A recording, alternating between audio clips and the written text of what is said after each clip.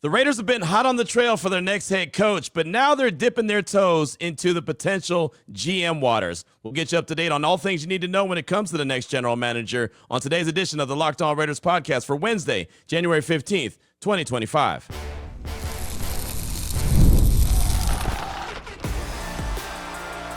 You are Locked On Raiders, your daily Las Vegas Raiders podcast, part of the Locked On Podcast Network, your team every day. And welcome here, Raider Nation, to another edition of the Locked On Raiders podcast. Thank you so much for making the show your first listen of the day. We definitely appreciate you, whether you're catching the show wherever you find your favorite podcast or if you're checking us out on the YouTube page. We appreciate that. It continues to grow each and every day, and that's because of your support, Raider Nation. And if you're checking out the YouTube page, because of the job that my man Ari does behind the scenes. Matter of fact, just alerted me to the point that we went over 17,000 subscriptions. 17,000 subscriptions by way of the YouTube page. And Raider Nation, that is all you. And of course, as I mentioned all the time, my man Ari does a great job each and every day on the YouTube page. So shout him out. Appreciate him. He's on Twitter at Ari Produces. You can find me as well at your boy Q254. And we got the Locked On Raider podcast voicemail line if you want to be a part of the show, 707-654-4693. And as usual, we will definitely close out the show with your calls and texts. Plenty of feedback when it comes to the head coach, the next potential GM, and all things silver and black. We'll do that coming up in segment number 3 of today's Locked On Raiders podcast. The Raiders have been very active when it comes to interviewing people for their next potential head coaching job, sending out requests for their next potential head coaching job, but now they're dipping their toes into the waters of their next potential GM. So we'll actually do a deep dive into one of the first names that were brought up on Tuesday about their potential GM. That's John Eric Sullivan of the Green Bay Packers, Vice President of Player Personnel. Rob Demoski from ESPN, who covers the Packers like a glove, joined my radio show, gave us a great breakdown of what he could potentially bring to the table, has been with the Packers for over 20 years. So you'll hear that breakdown in segment number 2 of today's Locked On Raiders podcast. Here in segment number 1, just news and notes of the day, really getting you caught up on all things you need to know, which all has to do with the Raiders and their GM search. That's coming up after I tell you about the title sponsor of the show, which is FanDuel. From the first whistle to the final drive, FanDuel makes the NFL playoffs even more exciting. Right now, new customers can bet $5 and get $300 in bonus bets if you win your first bet. Visit FanDuel.com to get started. Of course, I'll tell you more about them later on in the show, but let's go and get this bad boy going, right? I mean, excited about talking about general managers and who could potentially be the next Raiders GM, as there's many different requests out for head coaches. We know the guys that they've interviewed already, from Ben Johnson to Aaron Glenn. Steve Spagnuolo of the Kansas City Chiefs also talked to Pete Carroll on Monday. They're going to talk to Robert Saleh coming up tomorrow on Thursday. Vance Joseph of the Denver Broncos defensive coordinator, talking to him either Thursday or Friday. And they also have a request out for offensive coordinator Todd Monken from the Baltimore Ravens. But many people hit me up and said, Q, what about the GM search? Are they definitely going to hire the head coach first and then go after the GM? Well, as of Tuesday, they started to put their feelers out and put in their request in. According to Ian Rappaport, Rap Sheet on Twitter from NFL Network, he put out a tweet early in the morning on Tuesday. The Raiders have begun submitting slips from their vacant GM job. Packers Vice President of Player Personnel, John Eric Sullivan, has received the request to interview. So again, this is a guy, as I mentioned off top, and you'll hear about him coming up in segment number 2 from Rob Demoski. Does a great job covering the Packers. This guy's been with the Packers organization for 20 years, over 20 years. He's a guy that's worked his way up. And if you remember, the first Raiders GM post Al Davis, when Al Davis passed away and Mark Davis hired a GM, was Reggie McKenzie, who came from where? The Green Bay Packers. So they have a really good front office. I've always respected their front office. I think that, the scouts that come from there, they've put plenty of those guys across the league. John Schneider is still a GM. He's there in Seattle with the Seahawks. So a lot of successful guys have come from that tree that is the Green Bay Packers. So one of the first requests was for John Eric Sullivan of the Green Bay Packers. So we'll see when and if that's granted. But I'll tell you this, I don't think there's any coincidence that the Raiders went through a cycle of head coaches searches, of interviews that they've done, and all of a sudden now they're starting to reach out to potential GMs. So from my vantage point, what I believe is going on, again, this is just my gut feeling, is that they got some names from the potential, head coaches that they talked to and said, okay, we're going to start putting our feelers out, start bringing them in, at least requesting interviews with them and trying to feel them out to see about potential, if they would want to be the GM of the Silver and Black and work together with whatever head coach they're leaning to, whether that's Ben Johnson, Pete Carroll, or other. And I say it in that order because I believe that's the pecking order for the Silver and Black. Ben Johnson, the offensive coordinator from the Lions, Pete Carroll as a fallback, and then maybe someone else could enter the mix as well. So, again, Eric Sullivan, the vice president of player personnel for the Packers, is the first guy that they sent a request to be able to interview. And again, you'll hear from Rob Demoski, all things him, coming up in segment number 2 of today's Locked On Raiders podcast. Also, another guy that we've mentioned before here on the show, have not done a deep dive on, that's Bucs assistant general manager John Spytek. He's scheduled to interview for a second time this week for the Raiders general manager. That's from Adam Schefter from ESPN. And I'm sure you're thinking, for a second time, he's already interviewed. He interviewed back in 2022 when the Raiders had an opening there. So Mark Davis is already very familiar with him, but he has the Tom Brady ties. He's a guy that went to Michigan with Tom Brady, and obviously Tom Brady won a Super Bowl in Tampa Bay with him as well. So Brady knows him really well. You could tie it together. Those connections are easy to do, right? And you can understand why the Raiders want to talk to him. Again, culture builder there, a part of the culture that's built in Tampa Bay, really good relationship he has with Tom Brady. That makes sense. Most of the time, you could tie these guys together. You could say, okay, I understand why Spytek's coming in. Again, he's tight with Brady. That's a relationship right there. I'll say one thing, going back to Eric Sullivan, and you'll hear it in segment number 2.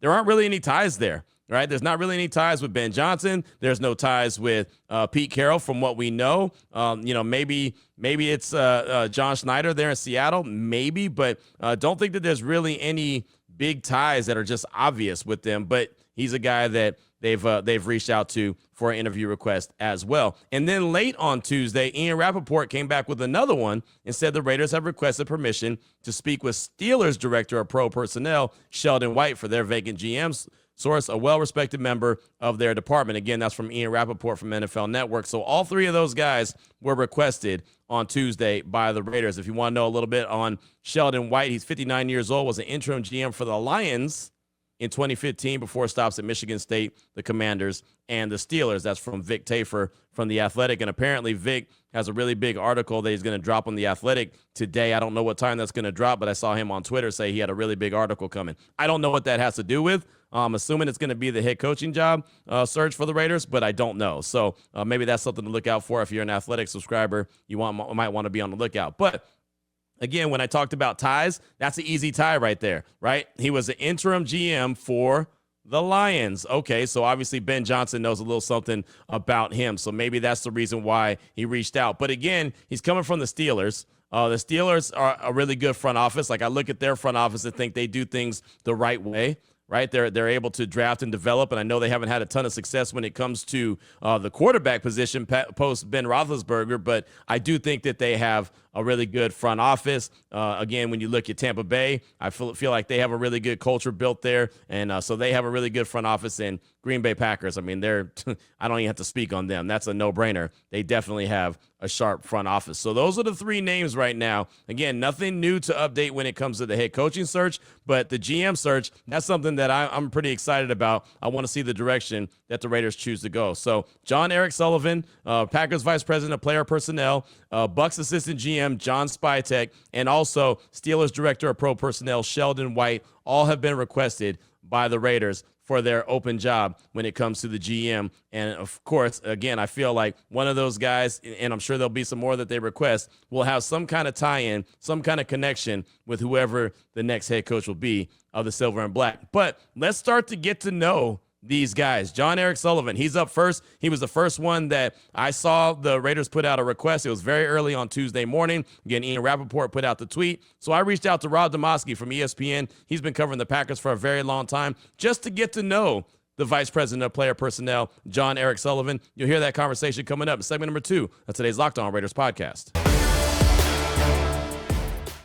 Before we get to that, though, I do want to tell you about the title sponsor of this show, which is FanDuel. From the first whistle to the final drive, FanDuel makes the NFL playoffs even more exciting. And right now, new customers can bet $5 and get $300 in bonus bets if you win your first bet. That's $300 to keep the action going. The FanDuel app is easy to navigate. A variety of bets keep every game exciting. And when you win, you get paid instantly. No waiting around for your winnings. Whether you're betting on your favorite team or just looking to add some extra excitement to the playoffs, FanDuel has you covered. Just visit FanDuel.com to join today. Get started with $300 in bonus bets. That's FanDuel.com. And again, $300 in bonus bets. That is fantastic. What a way to enjoy the playoffs, right? Make this playoff season unforgettable with FanDuel, an official sportsbook partner of the NFL.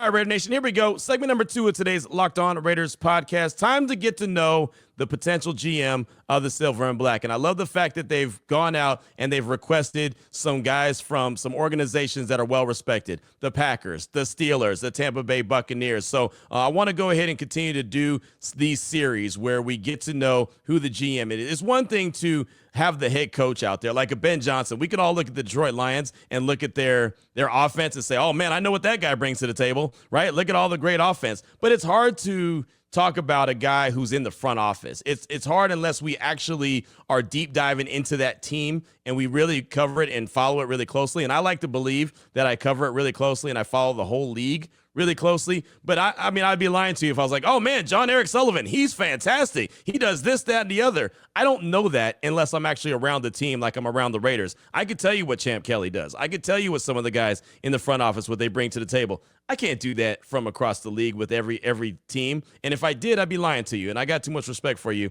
to do that. But what I can do is reach out to people that I trust and I know what they're talking about, have been around the team, are actually at the facility talking to these guys, and they can give you and give me a better idea of what we're talking about. So I want to continue to do these little series. John Spytek, the GM of the Tampa Bay Buccaneers, or the assistant GM of the Buccaneers, we'll get a preview of him coming up tomorrow, and then we'll look to get Sheldon White on Friday. Now, that's all, TBD, just in case there might be some kind of breaking news with the Raiders, and then all of a sudden it takes priority. But I'd like to definitely continue to make sure that we deep dive into who these GM guys could be, these assistant GMs or player personnel guys, just so you get to know, kind of get familiar with them and understand what they bring to the table. So let's go ahead and start this thing off.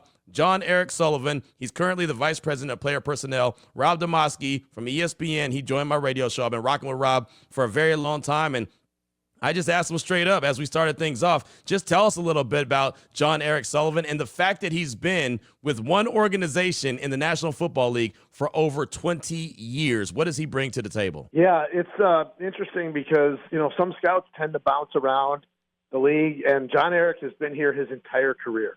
Started here, progressed up the ranks, from a lower level scout to, basically now being one of a couple of guys that are the right-hand man to general manager Brian Gutekunst. And, I've always sort of wondered over the last couple of years why some of the Packers scouts or underlings have not gotten opportunities, because the Packers have done it, pretty well in terms of building teams through the draft and then being smart in free agency. And now last couple of years, he's just started to get a little bit more publicity. Eric Sullivan's actually, I think he's interviewing for three different places: the Raiders, the Titans, and the Jets. But you sort of wonder why maybe some people haven't come after some of the other scouts. A couple of years ago, John Wojciechowski interviewed for the Steelers GM job. John's another one of those the way they do it here, Q, is like Gutekunst is the top guy. Brian Gutekunst is the GM, and then they got about 3 or 4 guys that are sort of on the same level below him. So there's really no assistant GM, but there's 3 or 4 guys that sort of serve, right below him. And Eric Sullivan is one of those guys. What is it about the Packers front office? Because, Rob, from a distance, I've always admired how the Packers handle their business. What is it where the blueprint is there and they follow it? It seems like they get it right more times than not. Well, for one, they've had the quarterback. I mean, you can do a lot of things when you have your quarterback and don't have to constantly search for it. Right. I mean, if you go back to, we're going back to 1992 with Brett Favre, they basically had 3 quarterbacks. They basically had 3 GMs. Each one of those guys, drafting the right quarterback. And that to me is sort of the whole key to the thing. And then once you get that right, you can sort of, branch off and do things, however you want to do them. In most cases, the Packers have been a draft and develop kind of team. Now, every once in a while, they'll sprinkle in some free agents. Ted Thompson did it on the Super Bowl run with Charles Woodson. They did it with Julius Peppers a little bit later, and Gutekunst has done it a couple of times, most recently this year with Josh Jacobs, of course, everybody knows, and Xavier McKinney, but it's not like they're going out and just being, spend crazy in free agency. They pick their spots and then they try to draft and develop pretty well. So, I would say, if you look at sort of the model personnel departments around the league, you talk about like Baltimore, maybe Pittsburgh, Kansas City. The Packers are right in that conversation with sort of how they build the roster. And there was a time, probably a couple generations ago, of general managers where the Packers were sending scouts to be GMs all over the league. The only one I think that's still left is John Schneider, who was the general manager of the Seahawks. But John Dorsey had been the general manager with the Browns and Chiefs. Reggie McKenzie, of course, came from this tree when the Raiders were in Oakland. He was out there. So there have been some guys that have gone on to be general managers from this place, and some have had success and some haven't. Rob Demoski is with us here on Raider Nation Radio 920 Unnecessary Roughness, talking about John Eric Sullivan. Again, the Raiders have requested him. He is the vice president of player personnel right now with the Packers. So is he a guy that you look at that, he's going to kind of follow that same Packers, motto where it is, draft, and then sprinkle in the free agency? Is that the same kind of philosophy that you would get from Sullivan as well? That would be my expectation. Now, when John Schneider left here and went to Seattle, he was as aggressive as any general manager that maybe I've ever seen in terms of free agency and trade. So just because you worked here doesn't necessarily mean you're going to do it exactly the same. I'm sure he's picked up some things that he would like to do the same and some things that he'd like to do differently. But you just sort of never know what a guy is going to be, until he gets into that chair. I mean, the one thing, John Eric Sullivan has been around this game his entire life. His dad was, I believe, an NFL position coach for a long time. So, this is a guy who knows football inside and out and has really lived it his whole life. Is there any kind of ties that he would have with either Ben Johnson or Pete Carroll? And I know John Schneider went to Seattle. Maybe Pete Carroll caught his attention there. Is there any kind of ties that you can kind of put together with any of those candidates? Not really. I mean, like the Pete Carroll thing is interesting because it's sort of an association or a connection in law, if that makes sense, mm-hmm. right? Like not a direct connection, but a little bit of a connect the dots to mutual colleagues. But not really. When a guy's worked in one place his entire career, and this is all he's known, if I were now, here's what my question for you, Q, is. Who's hiring the coach? Is the GM hiring the coach, or is the coach hiring the GM? Right. Well, that's the thing now, right, Rob? It feels like all the coaches are hiring the GM, where I feel like personally it should be the other way around, where the GM is hiring the coaches, but that's not what it seems like it's happening. I do remember when Schneider left here to go to Seattle, they had already hired Pete Carroll, and I remember talking to him and saying, why would you want to go to a place where you didn't get to hire the coach? And he goes, well, if he fails, if Pete Carroll fails, it's not my fault. I didn't hire him. And if he works out, well, great. He works out and we'll win. So I guess if you look at it that way from a general manager perspective, there are some benefits to not doing it. Now, in Green Bay, it always for years used to be the team president hires the GM. The GM does all the football stuff, including the head coach. Well, when Brian Gutekunst took over in 2018 for the late Ted Thompson, the Packers president decided to change things, and he put the coach and the GM on equal footing. So the coach does not report to the general manager. They both, the coach and the GM, report to the team president. So, there's different ways of doing it, and I think you just got to find the right people and then figure it out from there. Yeah, it's going to be interesting. I think Ben Johnson is the leader in the clubhouse for the Raiders. Like as many teams want him to be their guy, but I think Pete Carroll's in the conversation as well. And, looking at what Pete Carroll did in Seattle, he's a guy that wants a lot of control. So I don't know if John Eric Sullivan or anyone else would want to walk into a position where the head coach has maybe more control than even the GM. Yeah. It's kind of interesting. Well, there are only 32 of these jobs. So if you're a guy that, John Eric's been in here for 20-some years waiting his turn, I mean, you never know if that's a way that he's willing to do it and comfortable with it, then, I could see him taking the job. From your understanding of just who he is as a person, do you think that this is the time, it's about time for him to get that job of the GM? Yeah, I do. I think it's probably past time for him and a couple of the other top Packers executives. I mentioned John Wojciechowski. Milt Hendrickson is right up there, Lee Gissendaner, and Matt Malaspina, all those guys could be GM someday, and I would think someday soon. If no one has, if people don't know, who John Eric Sullivan is, this is just kind of a funny aside. He looks a lot like Matt LaFleur, and sometimes I've seen him mistaken for Matt LaFleur. So if you're looking for, what does the guy look like? Well, he looks a little bit like he could be Matt LaFleur's twin brother. So there is Rob Demoski, just pretty quick. I didn't have to go 15, 16 minutes with him. Just wanted to get some of the nuts and bolts on who John Eric Sullivan is. Again, I don't think a lot of us have an idea of who the assistant GM or the vice president of player personnel is with the Green Bay Packers or the Pittsburgh Steelers or the Tampa Bay Buccaneers. Like, there's guys that we're going to be familiar with. We're going to hear their name. And we're going to, oh, yeah, hey, that guy, right? Heard of that guy. Oh, he worked over here. He worked over there. But to actually understand what he does on a day-to-day and what he could potentially bring to the table. And if others have been looking at him as, yeah, he's going to be a GM of a team someday. And that's what someone's going to do for me. They're going to call me and say, hey, Q, tell me about Champ Kelly. What does Champ Kelly bring to the table? His name is in the mix for a potential GM of so-and-so, insert team. And I'll say, oh, yeah, okay. Well, this is what Champ Kelly brings to the table, and I can rattle it off. So that's what I'm going to do. So, again, tomorrow, let's go ahead and deep dive into potential GM, John Spytek. He's the assistant GM right now in Tampa Bay. I actually did a little bit of a deep dive on my radio show about him on Friday, so we'll bring that to the table coming up tomorrow, and then we'll deep dive, like I mentioned, with Steelers Director of Pro Personnel, Sheldon White, just to get you up to speed. Now, if something else happens in the meantime, in between time, well, all bets are off, and we'll deep dive into whatever's going on with the silver and black. And, well, that's because this offseason, like I've said many times, you got to keep your head on a swivel. But what's on your mind? Your thoughts, your calls, and texts are coming up next. 707-654-4693. It's the Locked On Raider podcast voicemail line.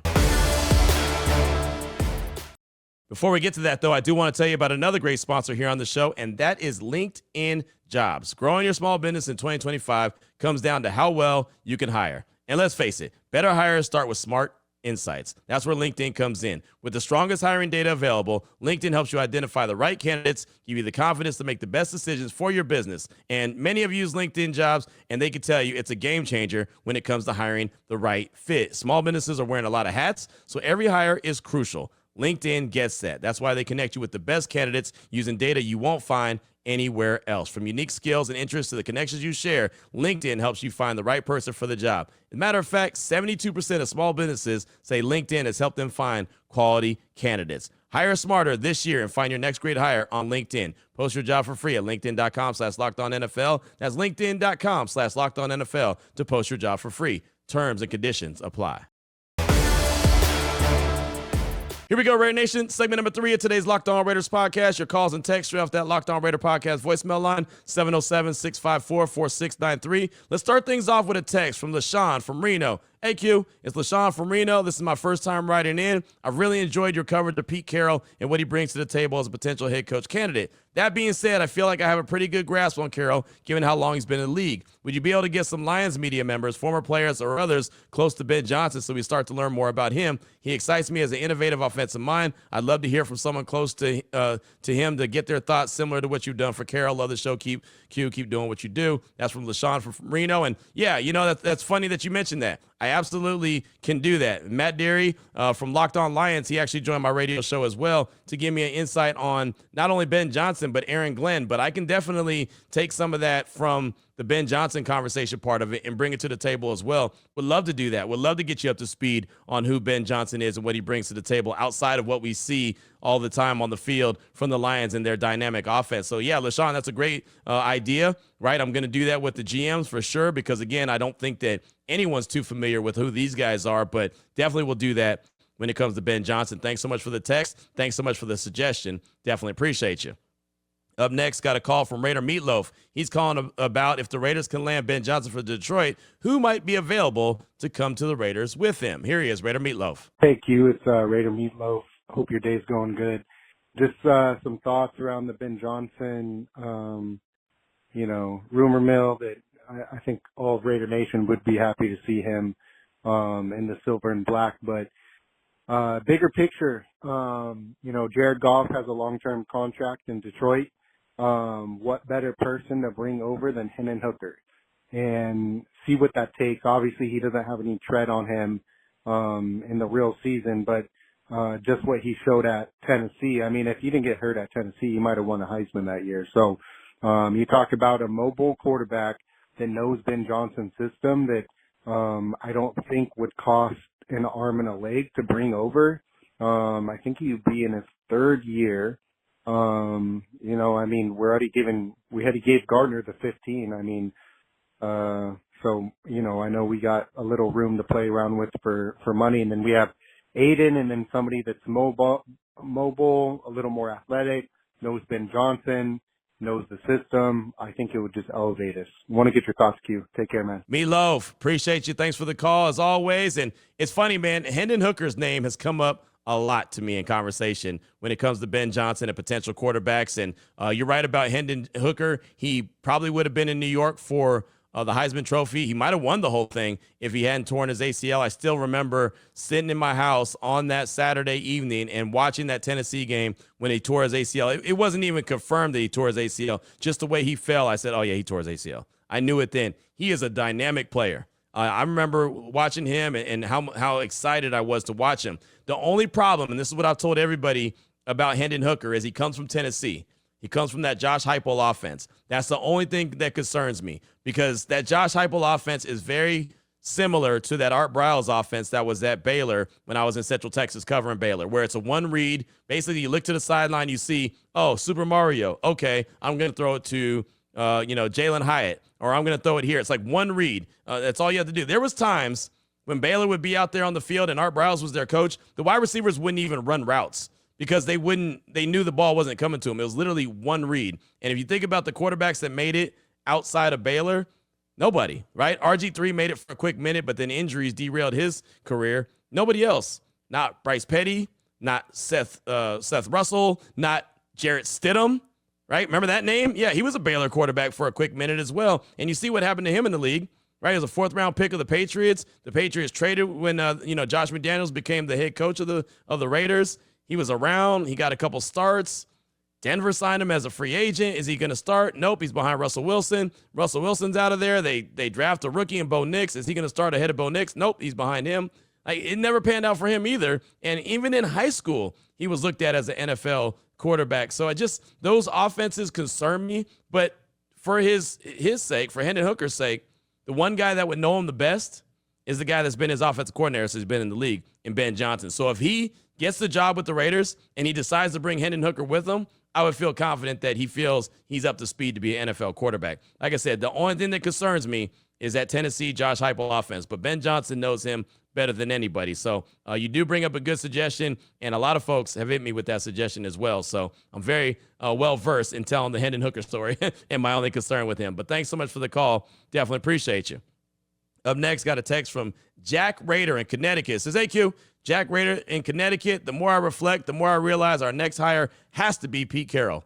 The minimal success we've had in recent years came with two experienced coaches, Gruden and Del Rio. The crap seasons we had were with inexperienced, bad resume head coaches, Pierce and McDaniels. Not to mention our own division. Two teams went with experience and has benefited them both greatly. We need someone who we know will work and compete. Pete Carroll's the old Toyota pickup that will work. That's Jack Rader in Connecticut. Thanks for the text. I like that. Really good reference right there. The old Toyota. You know that thing's going to keep on running, right? I heard that. Well, the thing is that Pete Carroll is definitely in the mix. I don't think that he's target number one for the Raiders. I believe that the ball is in Ben Johnson's corner. I think that they've done all the recruiting of him as possible. They interviewed him. Tom Brady worked his magic, actually getting an interview, sat down with his agent for like an hour just trying to get him to take the interview in general. He wasn't even going to take multiple interviews. He wasn't interested in the Raiders. Tom Brady made that possible. So I think that they're all in on Ben Johnson, but if not, Pete Carroll will be that guy, and it will most likely be that guy, and I'm sure he desperately wants to get back into coaching. The other thing about it is if they do go with Ben Johnson, I believe they're going to go with a 4 or 5 year type contract and deal, right? Just because they know it's going to take him a little bit of time, and he's going to have to put together a really good staff. I think the most important hire will be his DC. Who can he lean on to be the defensive coordinator while he's in charge of the offense? I do think that, and someone brought this to my attention. Matter of fact, it was Adam Hill from the Las Vegas Review-Journal. He was on my radio show on Tuesday, and he said, look, if Ben Johnson gets the job, the one thing I'm confident he's going to do is look at Brock Bowers and look at Big Mike and say, okay, those are the guys that this offense needs to be built around. I'm going to take their skill set and build this offense around him. And even if Aiden O'Connell has to start the season as like a bridge quarterback, he could still work with him and say, okay, we're going to maximize his ability as well. He's so sharp offensively that he could do that. So I can see that being a possibility. So we'll see, but thank you so much for that text. I do appreciate you. Up next, got a call from Raider B in Minneapolis. He's calling on his 48th birthday and talks about the Raiders head coaching search, who he's looking for, and what he's looking for that he feels is most important. Here he is, Raider B in Minneapolis. Hey, Q, Raider B here in Minneapolis. Hey, I just wanted to call in. It's my 48th birthday today, so I told you a couple months ago I was right behind you, so I am. With that, as I get a little older, Q, I appreciate all the little things in life and just wanted to let you know, like I always do, appreciate your show, your podcast, your radio show. Listen to both each day. It brightens up my day each day, and just wanted to thank you for that as always. Your work does not go unappreciated by all of us here in Raider Nation. So onto the coaching search.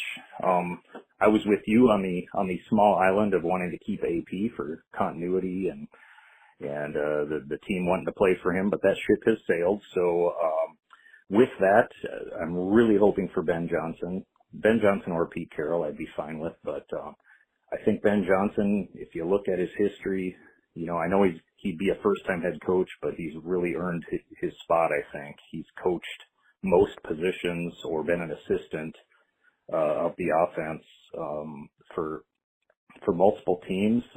He's really worked his way here the right way, I think, and I'm hoping he can get a shot at this opportunity. And more importantly, I think the Raiders would need to give him a 4 or 5 year deal just to get him, but that's good with me. I really think we need to keep some continuity, like I said, keep the band together for a few years and give this team a chance. And I think some of us can agree on that anyways.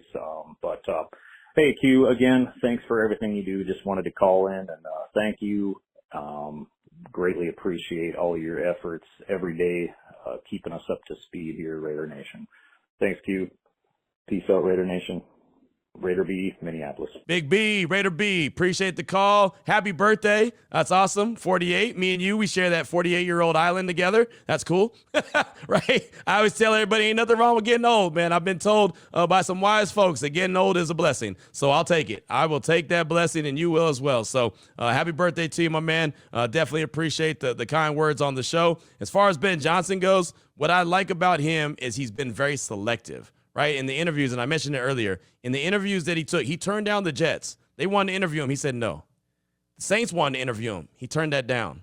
He wasn't going to take the Raiders, as I've explained earlier. He took it because of Tom Brady. So now that they've actually had an opportunity to interview him, Brady's had an opportunity to sell him on the vision of what they want to do together. I think that that's smart. And he also, remember, this is not the first year that he's been a hot candidate. This is not the first year where all of a sudden, he's head coach material. He chose to go back to Detroit this year. He could have been a head coach last year, right? There's multiple teams that wanted to hire him last year, and he said, thanks, but no thanks, right? I'm going to stay in Detroit and try to continue to build this. So he wasn't one of those that are eager. And I always say strike while the iron's hot, because a lot of times you have to. He trusted himself and said, no, you know what? This is not going to fail. I'm not all of a sudden going to fall off the deep end. Like Bobby Slowick, for example, in Houston. Remember how hot he was C.J. Stroud's rookie year? This year, you look and they're like, yeah, Bobby Slowick is good in the first half of games, not so much in the second half. So his hot name that a lot of people wanted to hire as a head coach has all of a sudden cooled off a lot, right? He's not even really in the cycle because, well, the success he had in C.J. Stroud's rookie year has not been the same as second year. But Ben Johnson said, I trust myself. I believe that I can get this done, and I'll continue to get it done. And matter of fact, be even better. And that's what he's done. So I said it before, a 4 to 5 year deal. You said it, 4 to 5 year deal. I think that makes sense if they do go, in fact, and go ahead and hire Ben Johnson. So we'll see. Again, I know that he's a leader in the clubhouse for them wanting to hire him. Is he going to accept that job? Well, we'll find out sooner rather than later. Nothing can become official till after the Lions season's over, whenever that is. We'll close things out with a text from Caden in Reno. It says, yo, Q, It's Caden from Reno. I think I prefer Ben Johnson, so we focus on the offensive side of the ball mainly. Pete will also be good with him as well, but it doesn't matter who becomes a head coach if we don't find the quarterback of the future, if it comes from the draft or a trade. We can't get anywhere without the quarterback, in my opinion. Q, I appreciate all you do for us listeners. Keep thriving, and most importantly, just win, baby. That's Caden in Reno. And, yeah, the quarterback has got to be had. Whether you get him this year in the draft, you get him next year, whenever the case may be. And, again, this is why this is going to be a multiple-year build. It's not something that's going to be all of a sudden overnight success where they're going to be a playoff team and make a deep run. Like, yeah, sure, you can get into the playoffs, but are you going to be a team like the Chargers that get into the playoffs and then you're one and done, or the Broncos get into the playoffs and then they're one and done, or are you a team that is going to go there and play for a while? Right? That's the question. I do think a better quarterback is going to get you there. I'm not really interested in the Sam Darnolds, not interested in the Kirk Cousins. I really rather the Raiders go the direction of going into the draft and getting their guy. If they can't get Cam Ward or Shador, or they're not feeling those guys and they're not feeling anyone else, okay, don't force it. But, you have Aiden O'Connell. You can always have another quarterback as a backup as well.